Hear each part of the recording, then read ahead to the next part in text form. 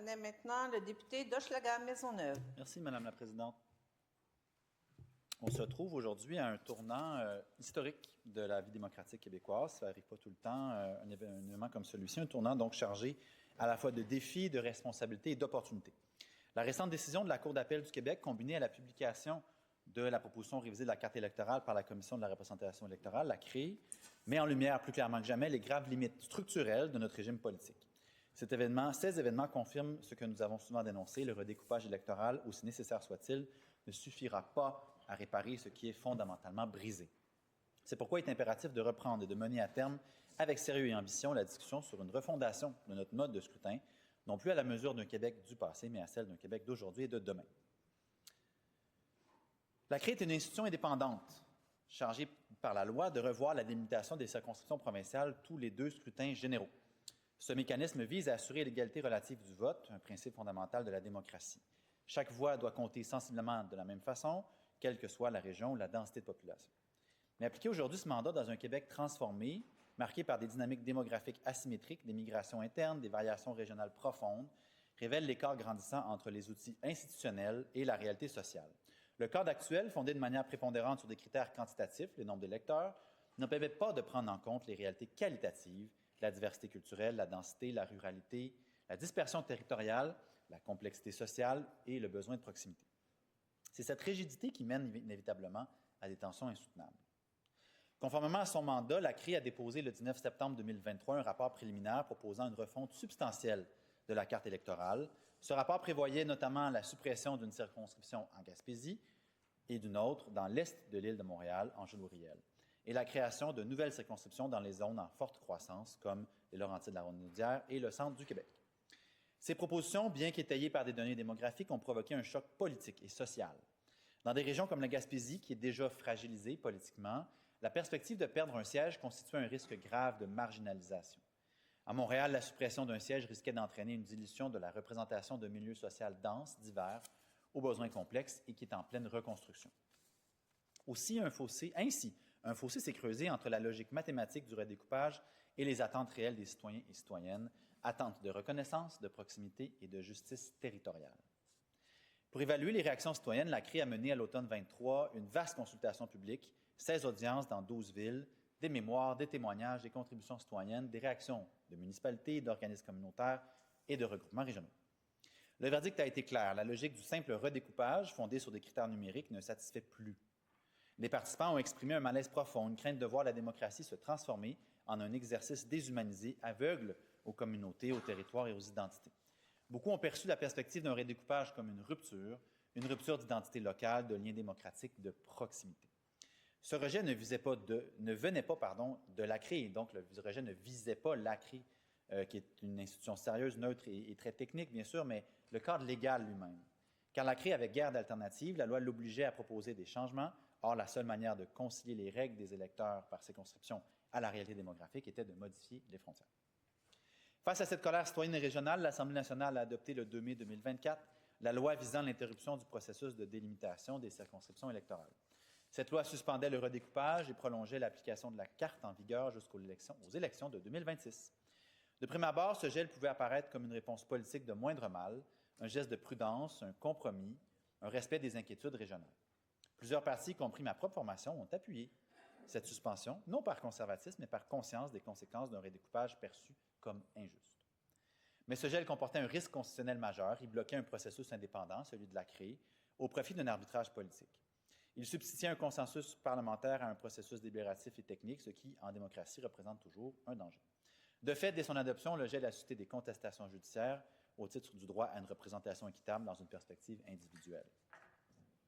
La contestation du gel de 2024 s'est appuyée sur un principe fondamental, le droit à la représentation effective, mais dans l'égalité.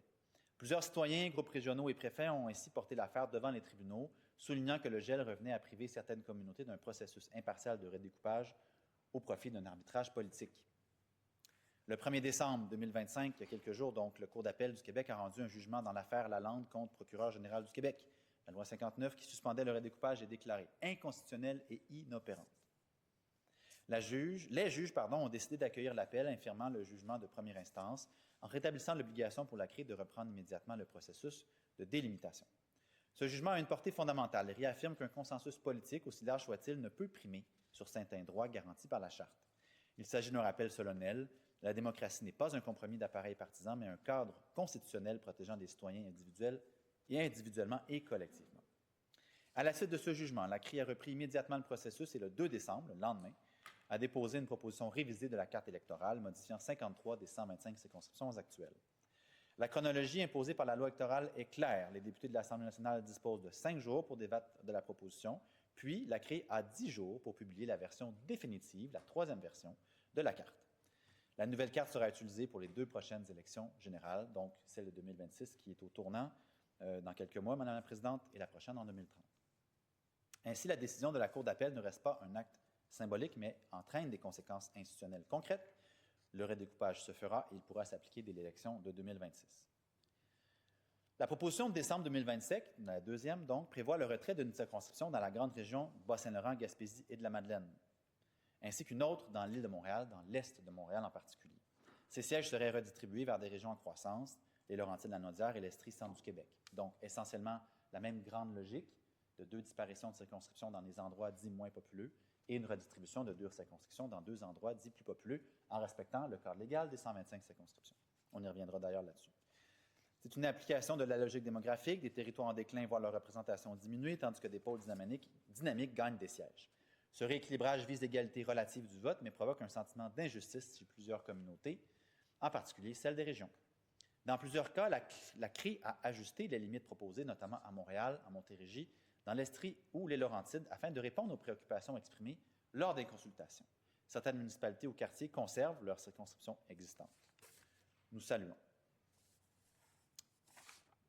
Par ailleurs, 5 circonscriptions ont vu leur nom modifié, des changements toponymiques adoptés récemment par l'Assemblée nationale et qui seront intégrés à la nouvelle carte. Rappelons d'ailleurs la dissidence de ma formation politique à Québec solidaire sur cette façon de procéder.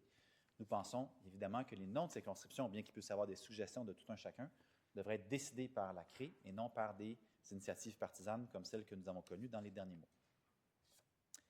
La révision de 2025 constitue un soulagement partiel. Elle corrige certains déséquilibres, rétablit la légitimité constitutionnelle du processus et réaffirme le principe d'égalité du vote, mais elle n'efface pas la fracture. Pour les régions comme la Gaspésie, cela signifie toujours une perte de représentation dans un contexte de ruralité, des dispersions territoriales, de difficultés économiques. Cette perte pèse lourd. À Montréal, dans les grandes aires urbaines, la logique reste essentiellement numérique. Elle ne tient pas compte de la réalité des populations, par contre de la diversité, de l'immigration, de la densité, des besoins sociaux, par exemple. Une circonscription peut avoir un nombre acceptable d'électeurs, mais abriter une population tellement plus dense, tellement plus large, mais fragmentée, avec des enjeux complexes de logement, de services, de cohésion, d'inclusion. Vous n'êtes pas sans savoir, Madame la Présidente, que tout le monde qui vient au bureau de circonscription est aidé. Hein? On ne demande pas s'ils sont citoyens ou citoyennes ou en processus de ou rendus où. On aide tout le monde. Alors, dans un bureau de circonscription de Montréal, bien sûr, on a peut-être un peu plus de visites pour des raisons évidentes d'immigration que dans des bureaux, dans des circonscriptions de régions un peu plus excentrées. Ce qui nous a fait demander à quelques reprises de rajouter ce critère-là dans la révision des critères à venir par rapport aux délimitations des circonscriptions qu'utilise la CRI. La révision reste un exercice ponctuel. Elle ne change pas la nature du système. Le mode de scrutin demeure comme tous les critères rigides et l'arbitraire structurel. En conséquence, ce redécoupage, même appliqué de la façon la plus sensible possible, ne fait que repousser la crise profonde d'un système qui a de plus en plus de difficultés à représenter la diversité, la complexité et la réalité du Québec d'aujourd'hui. La crise du redécoupage, À travers les débats, les audiences, les consultations, les jugements et les propositions, une vérité saute aux yeux. Ce n'est pas la carte qui est le problème principal, mais le système entier. Le mode de scrutin uninominal à un tour majoritaire, celui qui gouverne encore nos élections provinciales, favorise les grands partis, marginalise les voix minoritaires, amplifie les déséquilibres et produit des résultats souvent éloignés du vote populaire réel.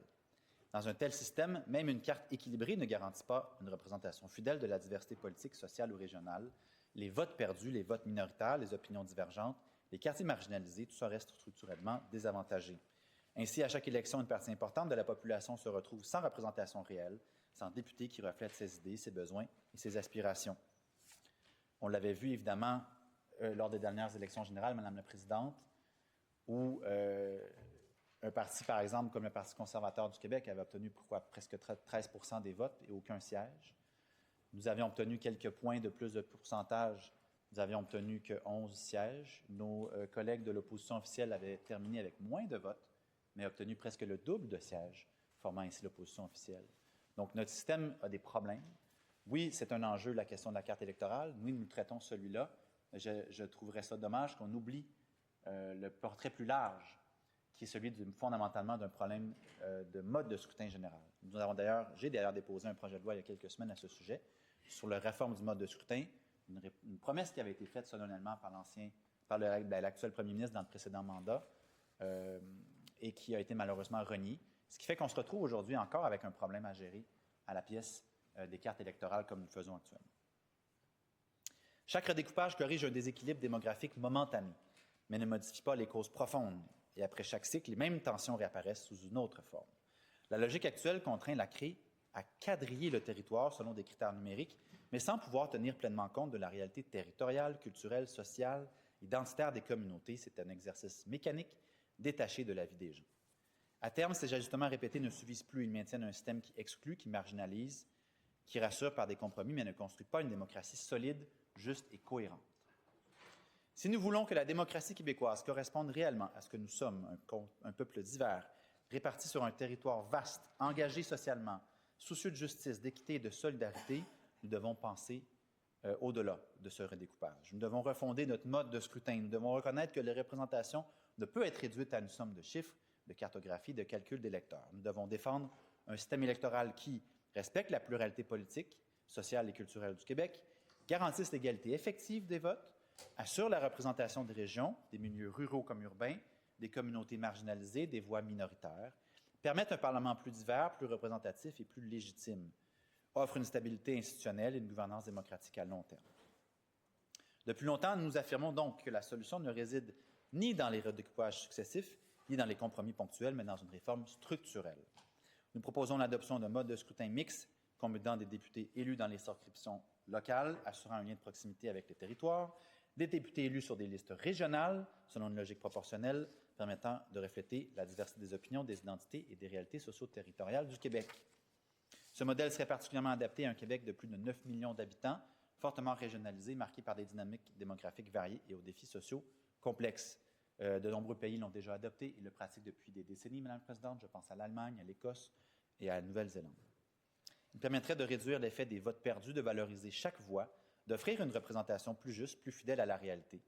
Il offrirait aussi une assemblée plus diversifiée, en genre, en origine, en région, en parcours de vie et donc plus légitime, plus proche des citoyens. Le plafond actuel des 125 sièges remonte à une époque bien lointaine, à 1989, Madame la Présidente. J'étais né, mais je n'étais pas très vieux. J'avais quelques années derrière ma petite cravate, j'avais 5 ans, et où le Québec comptait beaucoup moins d'habitants qu'aujourd'hui. Si on avait suivi la même proportionnalité, 125 sièges pour la population du Québec de 1989, aujourd'hui, avec une population dépassant 9 millions, on devrait être rendu à beaucoup plus de sièges que ça. Le mode de scrutin proposé par Québec solidaire, contenu dans les projets de loi 199 que j'ai déposé il y a 2 semaines, est particulièrement fort parce qu'il a été construit avec la société civile, avec notamment le mouvement Démocratie Nouvelle qui travaille là-dessus depuis très longtemps. Comment ça fonctionne? Donc, augmentation de nombre de sièges de 125 à 129. Ça tombe bien, Madame la Présidente, les travaux qui sont en cours en ce moment dans la pièce à côté, le Salon Bleu, permettront d'accueillir jusqu'à 129 députés. Ça aurait été intéressant d'en faire d'ailleurs un peu plus. On imagine qu'on ne rénove pas un salon comme ça que pour les 10 prochaines années, mais peut-être pour le prochain siècle. Cela étant dit, la discussion et le consensus qu'on avait réussi à aller chercher il y a quelques années s'était arrêté à 129. C'était déjà mieux que rien.